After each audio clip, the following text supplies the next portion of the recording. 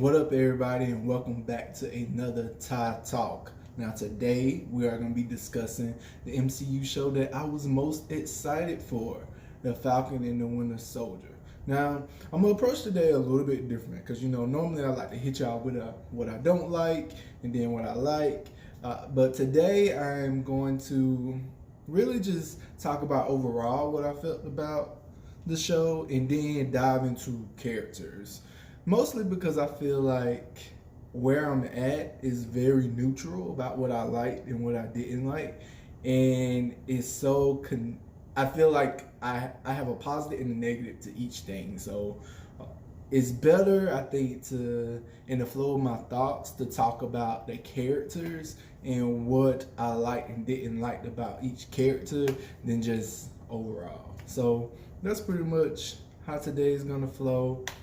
Now, I do want to preface today, right, that if you don't know by now from my past videos on the MCU, that Captain America, Steve Rogers, is my favorite MCU character, okay? So I may be a little biased in this series that is kind of continuing on with his legacy, right? And like life after Cap, or life after Steve Rogers as Cap. So I do recognize my bias in that, but I just want to go ahead and let y'all know about my bias in that, okay?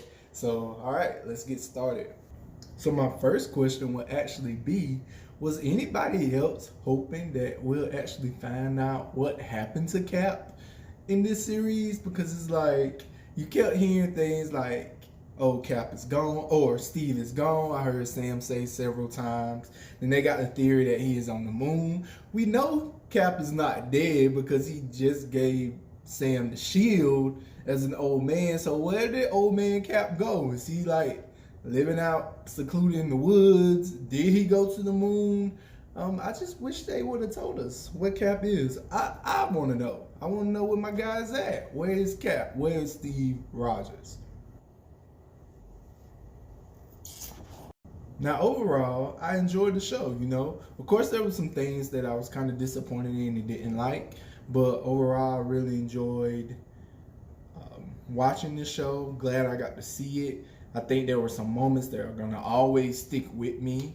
I believe episode 3, which is when they broke Zemo out of jail with the Madripoor, met Sharon Carter. In episode 4, the one that had the door come in and all the stuff that happened in that episode with the Flag Smashers and Lamar and John Walker. Those two were probably my favorite episodes and I think was the peak of the show. But then I also appreciated how, things kind of went back down in episode 5. You started off with episode 5 right after, the events, the beheading. And episode 5 went straight back after that with Sam and Bucky and John Walker fighting. But then, it eased off. It kind of took you back for a moment. And I think I appreciated that in comparison to maybe like WandaVision, where WandaVision was a steady climb up the whole time. So I think for most people, that finale felt a little underwhelming because you was just building up so much. I think Falcon and the Winter Soldier, even though I thought the finale was underwhelming, I thought it was a little less, I guess, jarring because you had slowed things down in episode 5 before you got to the last episode. So, those are pretty much my overall thoughts. Of course, like I just said, I thought the finale was a little underwhelming for myself. I was joking with one of my friends that it was dark. Like it reminded me of the Battle of Winterfell in the last season of Game of Thrones where you can barely see anything. And I just watched the finale again yesterday and I felt the same way. It's kind of dark. But, overall, I enjoyed the show.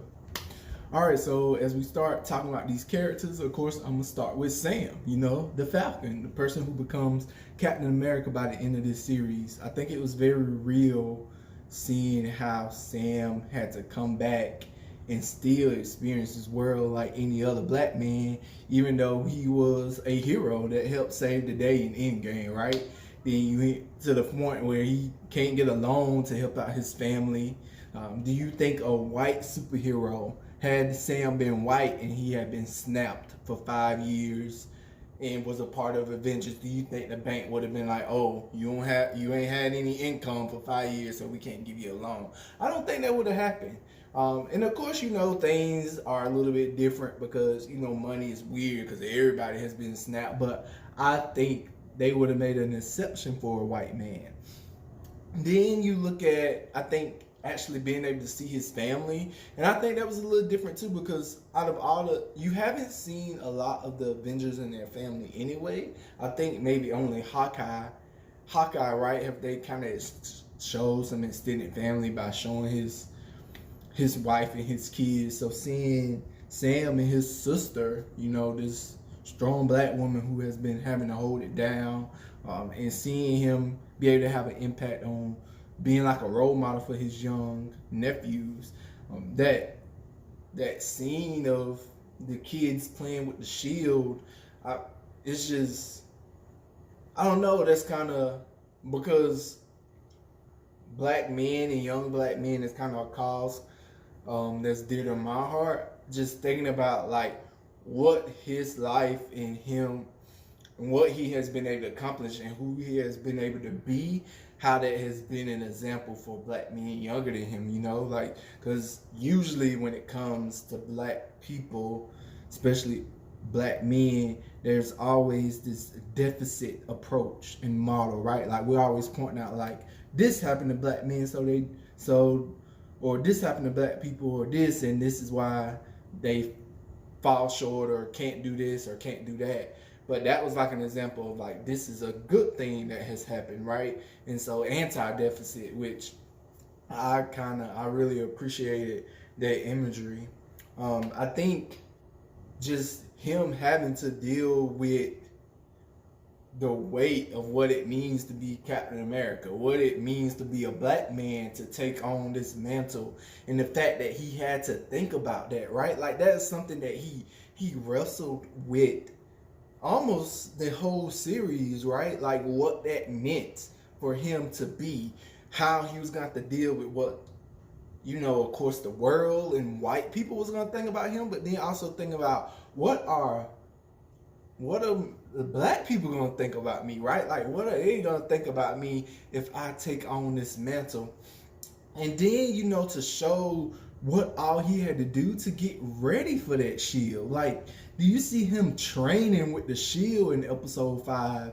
And it just really makes me think of like, he's had to consider all this stuff, do prep. He had to be extra good, right? Because even at the end of the day, Sam was doing things almost in the sense of like Steve, like he did everything he could to avoid the battle, and then he only got into the battle it was necessary. Like you think about at the end when he wouldn't fight Karli back, and it's like that is the approach that Sam has taken.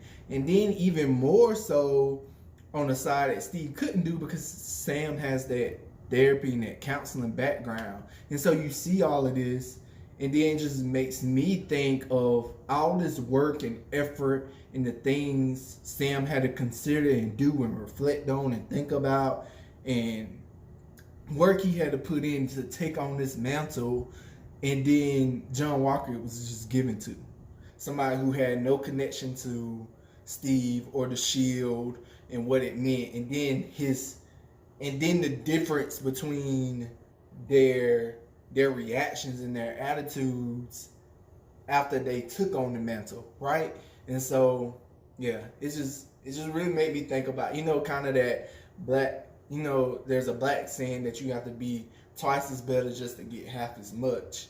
And essentially that's almost kind of what Sam had to do. Yeah.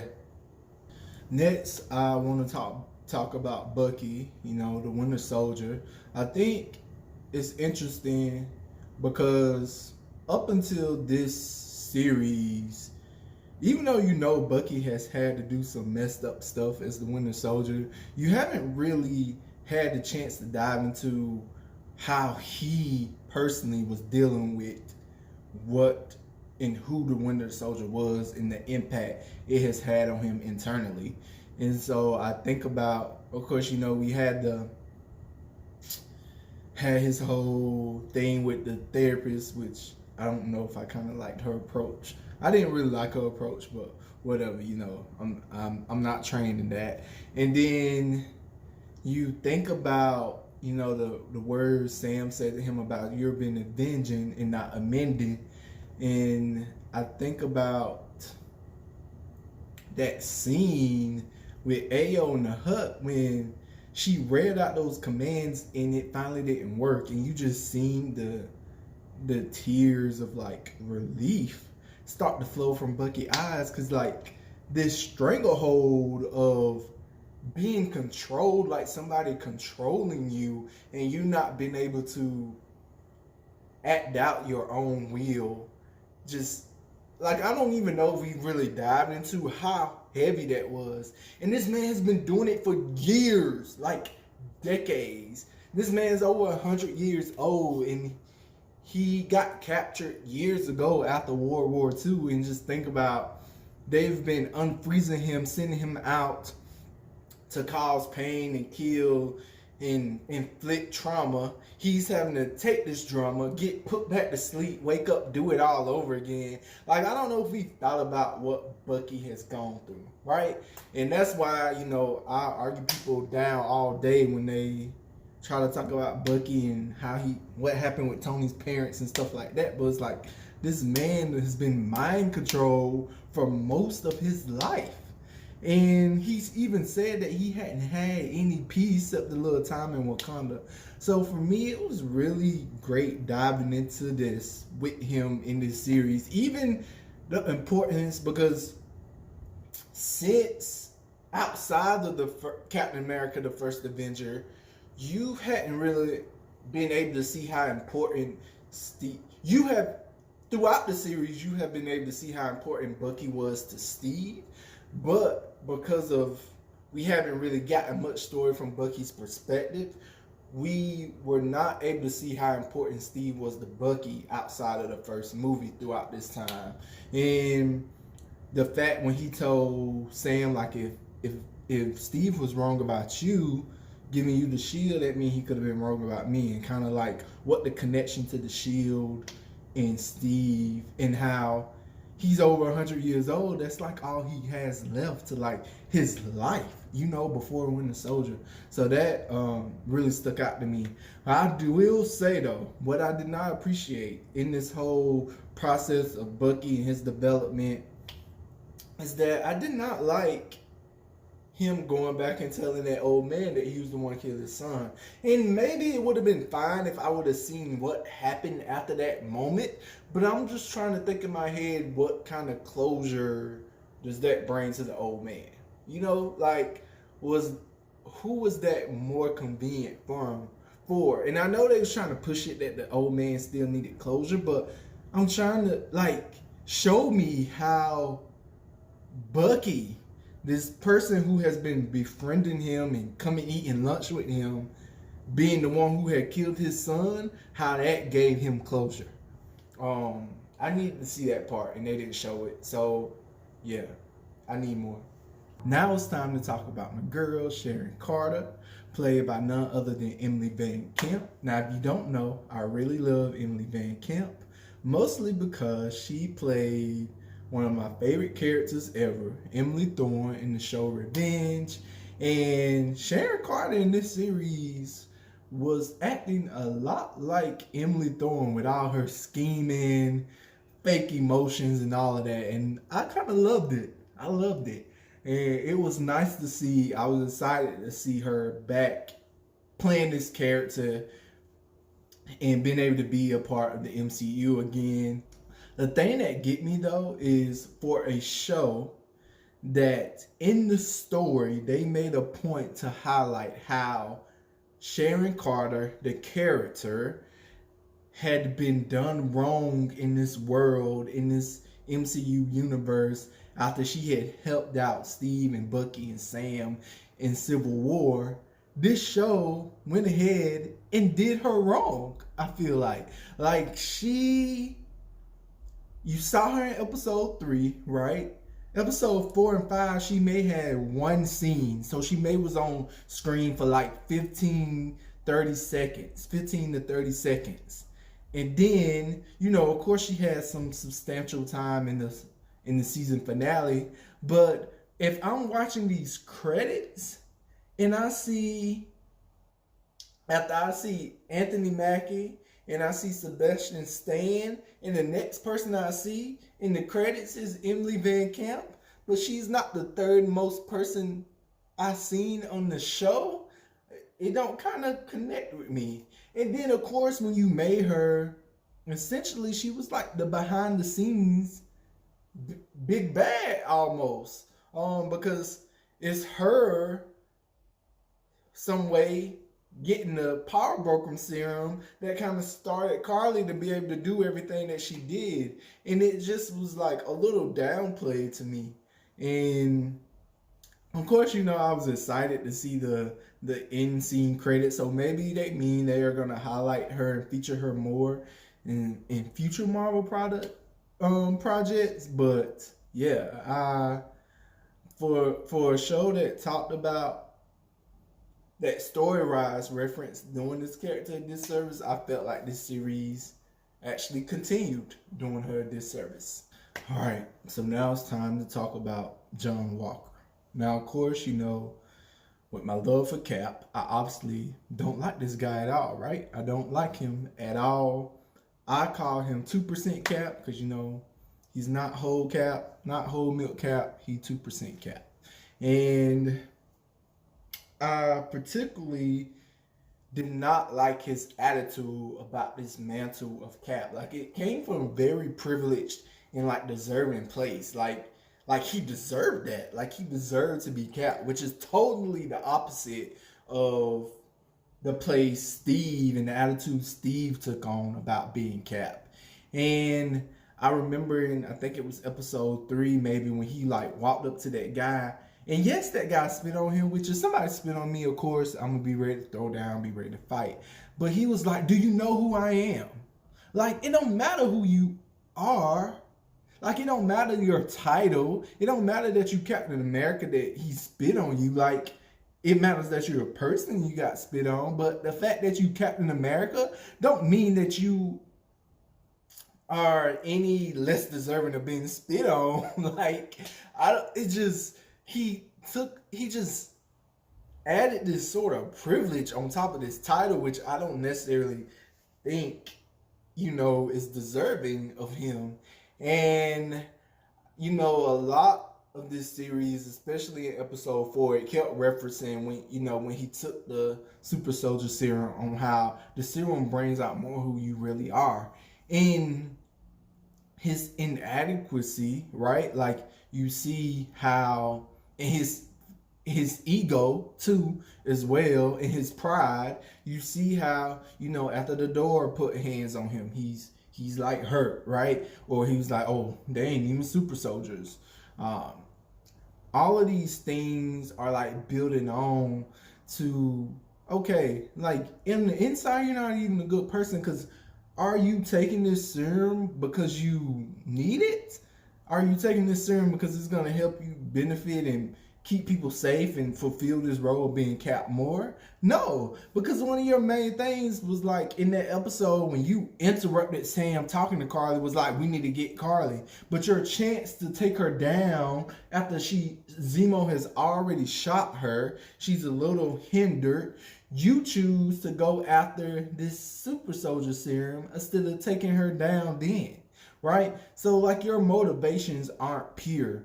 And you're sitting there talking to your friend about, did you offer him any? No, you didn't. And he's steady running behind you this whole time. And then you go and lie to his parents like, I would never let his killer get away. But you did, because you didn't kill the person that killed him. And speaking of that image of that shield covered in blood would forever be ingrained in my brain. Like, that was something to see. And I think it was probably one of the most standout images or scenes in the entire MCU.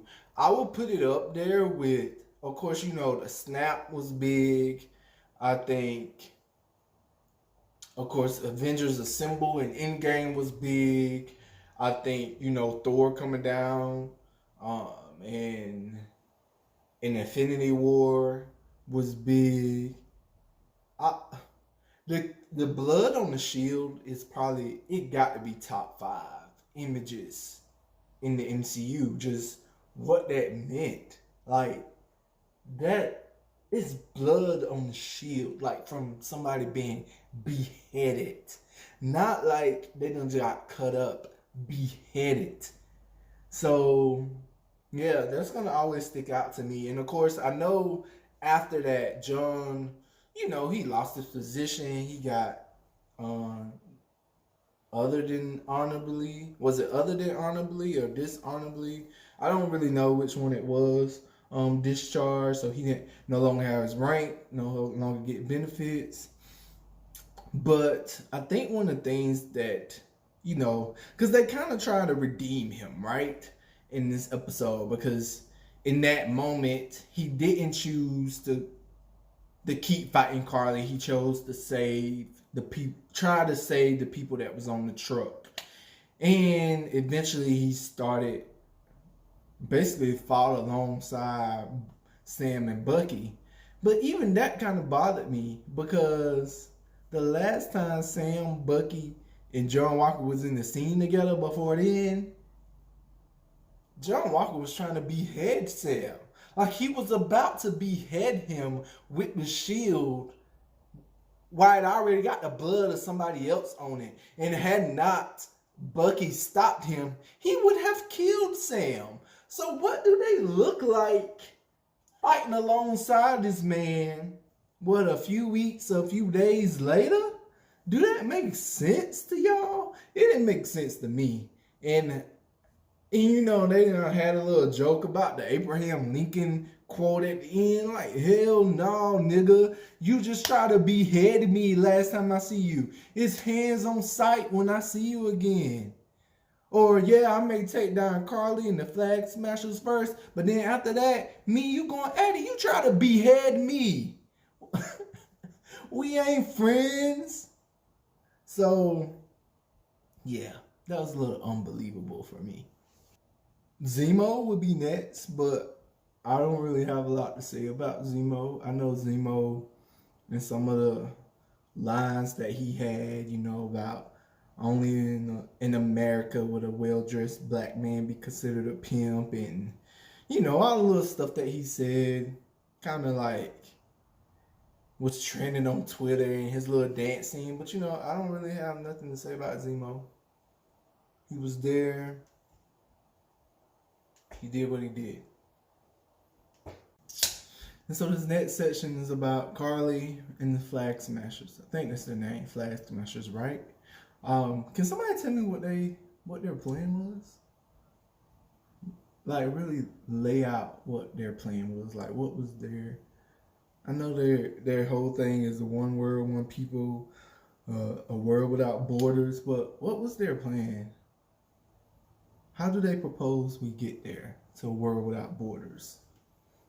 Again, because last time it happened, Thanos snapped and dusted half the world. So I'm trying to figure out what she wants and how she wants it to happen. Because I think for me, and I might, of course y'all pointed out if I missed it, but I don't know if that was really made clear to me.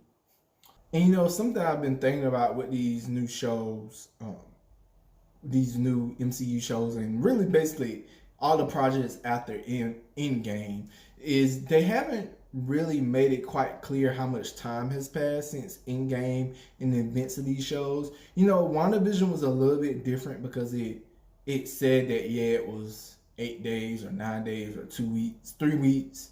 Like Monica went back to work 3 weeks after it happened and stuff like that. So that was relatively a short time frame after Endgame. But two things that I think about is that in Endgame, the world looked very like desolate, right? Like it. I remember them showing a shot of like this football or baseball stadium, and it looked bad. And then you think about the street that Ant-Man was walking on, and all those cars were lined up on the street with grass and stuff, like grass hadn't been cut and stuff like that. So it looked like a very desolate, abandoned place, right? And so the thing is, you have not seen that abandoned and desolate place. You didn't see it in Far From Home. You didn't see it in Falcon and the Winter Soldier. And yeah, we didn't see it in WandaVision either, but I give them a little bit more grace because WandaVision was a self-contained story, basically in Westview, Connecticut, or wherever it was. But, you know, Spider-Man Far From Home and Falcon and Winter Soldier have like traveled the world. Like they went through various places in the world, and is not showing this desolate place. So that timing piece is important to me because it kind of help. It's important to me because I think it will give more context to Karli in her agenda, and even some other things like how long have they now been in these displacement camps, right? How long has Karli been going about this?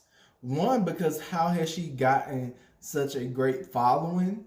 Like all these people that's following her, how do she have all these connections to the fact that she knows where Sam's sister and her kids like to hang out? Like how do she have all these connections around the world and all these people that buy into her stance and her belief? Those things, it's hard for me to buy those things without knowing how long it has been since people came back from the snap. And I think it also plays into like, who are these people, these flag smashers? Because I think about the fact that, yo, if I take a super soldier serum today, I may be able to do some things right. Like, I'll be stronger, I'll be faster, I could jump higher, all that little stuff. So it will enhance some of my natural stuff. Like, you know, I'll probably be a little beast on the tennis court right now. But I'm not finna go beat a trained fighter that also has the super soldier serum. Like, I'm not finna go beat someone who's been fighting for years, a trained soldier who has, on top of that training, also take the super soldier serum. I'm probably not even hanging with them that long. You know, I'm gonna do better than a normal person, but it's gonna be, at the end of the day, their skills and their training, if they also have the super soldier serum, it's gonna take me out. And so it also was a little unbelievable that all of like the Flag Smashers and their little clique was fighting and hanging with Bucky. Like, I don't know. I'm the only person that felt like that. Maybe I'm looking a little bit too deep into it. But yeah, I don't know what their final plan was gonna be. And then, you know, Karli was using like deaths as like some motivation, and I remember her last little speech, she was like, how many more people have to die, and she mentioned Mama Donya or whatever. But it seemed like Mama Donya died from old age the way the show seemed like. So how are you motivated by that? Like, I don't know. And there is stories, I guess, news alerts I've seen that talked about that originally there was like a virus plot line or storyline that was as a secondary plot in this series, and that they took it away because of COVID, which maybe would add some more context to kind of like what their motivations are, what their plan was. I don't know if maybe the vaccine and the way to heal that virus wasn't going out to everybody, but yeah, I needed a little bit more context to kind of understand for me to understand what the Flag Smashers plan was. It's just me. And then lastly, I just want to talk about Isiah Bradley and his character. And I mean, wow, what a sad story when you really think about it, and even think about the fact that that's probably a real and true similar narrative that real life black veterans have had to live with, right? Especially those from, I mean, Civil War to, I mean, you can go back to American Revolutionary War to Civil War to World War One and Two and Vietnam, all those probably. And you know, and shout out to Carl Lumbly, I think that's his name, who's the actor. He did a phenomenal job in every scene that he was in. I'm always here to see, you know, for a for in media, especially in media with the power and the reach that the MCU has, to see two black men hugging on TV is like a powerful scene to me. It's gonna always be a powerful scene. Not only hugging, but hugging and got tears, right? Because those aren't the kind of moments that they show a black man normally. And yeah, that is just such a powerful story. And then also on the flip side of that, I think for me, the ending wasn't necessarily satisfying. And I know this is probably a personal bias, but I just thought about, so you know, of course, Isiah ended up getting like this monument or this section inside the Cap Museum, right? But if you notice, this section was off to like the back room on the side and not like out in the main area, you know, where we've seen this main area a few times. You know, like Cap went to the museum in a couple of movies. You know, Sam and War Machine, so Rhodey, they had walked through that main area for a little bit. And you know, in that main area, you see Cap, you see a big old picture of Bucky in that main area, all of that. But then, you know, and yes, I think this is a great moment that Sam was able to get Isiah a monument. But then at the end, you just, to me, it's so telling that he still couldn't be out there in the main area with everybody. He still had to be something that was recognized over here on the side. And it reminds me of a real life thing, because I worked, if for y'all that don't know, in my career, I work on college campuses. And so the last college campus I worked on, Chapel Hill, they're like most southern places in the last few years have been dealing, you know, with this outrage about the Confederate monuments that are up on these campuses. And particularly there, once I started working there in 2015, there was a lot of stuff going on with one of their monuments called Silent Sam. And this monument, I don't think it was even after a real guy, right? I don't even think there's a man named Sam that this monument was of. And you know, a lot of students, especially a lot of black students, had been protesting and, you know, advocating for that statue to come down. And I think in my first year there, I went on like this campus tour. It was called a Black and Blue tour. So it was basically supposed to show about the history of black people and how, you know, the slaves had like built the campus, and talk about the history of black people on that campus. And they got to the point when they started talking about the monument. And of course, at some point, I don't know how long ago it was, but there an initiative came forth to build something called the Unsung or the Unfound Heroes, I think, of Chapel Hill. So it was like they built like this, it looked like it was a table with people holding up the table, and it was supposed to represent like the slaves and the people who hands built the campus. And they have this monument, and It's put in the same, like quad that the Silent Sam is, but the Silent Sam statue is in the center of this quad. And that Unfound Heroes is off to the side.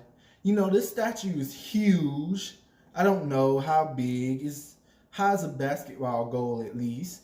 And it's in the center of this quad. And then this Unfound Heroes is smaller than a coffee table off to the side.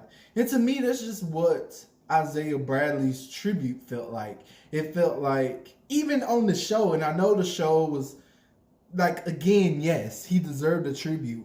But I think it still stuck out to me that we're going to tribute and highlight this black man, but we still are going to do it to the side. And so I wish the show, and I don't even know if the show was thinking that deep, right? But I wish, to me, to have his picture right up beside Cap's, right? To have his picture right up beside Steve's. To have his statue right in there. Like that, to me, that's like would have showed like a true, message. And I just think they missed that. And yeah. I think they missed that. So that's all I got, y'all. That is my review of the Falcon and the Winter Soldier, or what is now Captain America and the Winter Soldier, I think is what the series ended as on the final credit scene. I'll be interested to see what you all think. Leave your comments. If you agree with something I said, if you feel like I really missed something huge that was important to you, would love to hear y'all thoughts, and keep this conversation going. And I will see y'all. I think the next MCU property is Loki. Loki is kind of, a lot of people are very excited from Loki. I'm not one of those people. Of course, I'm gonna watch it. And I wasn't very excited for WandaVision either, and got really excited. But once I started watching it, but we'll see. I'll be watching Loki. But yeah. And then, yeah. Share this video. Tell me your thoughts. Let's have some conversation in the comments. And I'll see y'all at the next Talk.